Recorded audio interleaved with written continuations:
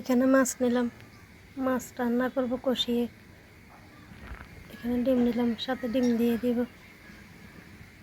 এখানে করলা আলু কুচে নিলাম, করলা ভাজি করব। মশারির ডাল নিলাম, মশারির ডাল রান্না করব। ভাত বসিয়ে দিলাম, রান্নার জোগাড় করে নিলাম। এখন আগে করলা ভাজিটা বসিয়ে দিব। আসসালামু আলাইকুম, সবাই কেমন আছেন? আলহামদুলিল্লাহ আমরা ভালো আছি।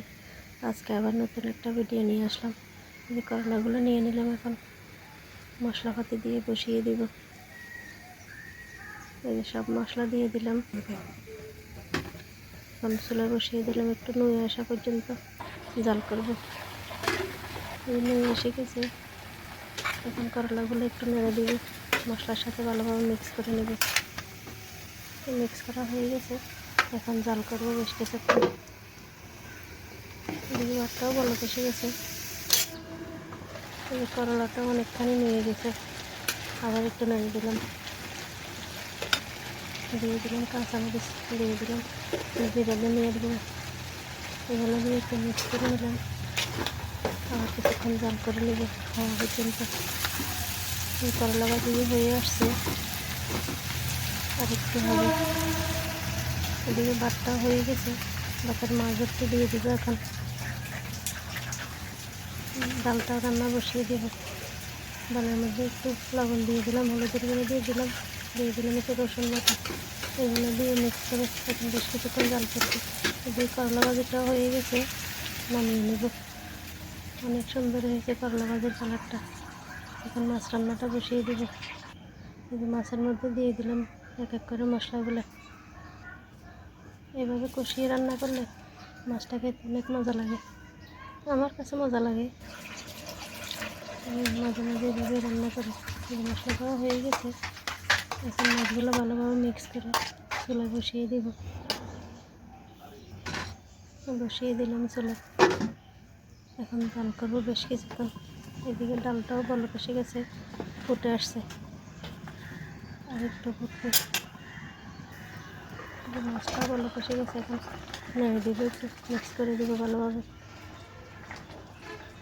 মাছগুলো উল্টিয়ে দিলাম, যাতে মশলাগুলো ভালোভাবে ঢুকে।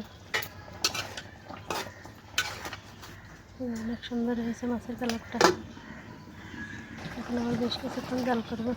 এই মাছটা কষানো হয়ে আসছে, দিয়ে দিলাম একটু জিরা ধনিয়া পুরো মিক্স মশলা দিয়ে দিলাম। পানি বেশ খানিকটা মশলার সাথে মিক্স করে দিলাম মাছটা। এখন একটু জাল করে ডিমগুলো দিয়ে দিব। এদিকে ডালটাও হয়ে আসছে, ঘুটনি দিয়ে দিলাম। এখন একটু পানি দিয়ে দিব, পানি দিয়ে বেশ কিছুক্ষণ জাল করবো। আবার এই মাছটা ভালো কষে গেছে, একটু নেড়ে দিয়ে দিলাম ডিমগুলো। এভাবে ডিম দিয়ে রান্না করলে অনেক মজা লাগে। এখন কিছুক্ষণ জাল করবো ডিম হওয়া পর্যন্ত। মাছটা ভালো কষে গেছে, এখন ডিমগুলো উল্টিয়ে দিব, যাতে ভেঙে না যায়, এভাবে উল্টাতে হবে। উল্টিয়ে দিলাম মাছগুলো, ডিমগুলো। কালারটা অনেক সুন্দর হয়েছে। মাছ রান্না হয়ে আসছে, মাছ রান্না রেডি, নামিয়ে নিলাম। এদিকে ভাতের পাতিলটা একটু চাকা দিয়ে দিলাম।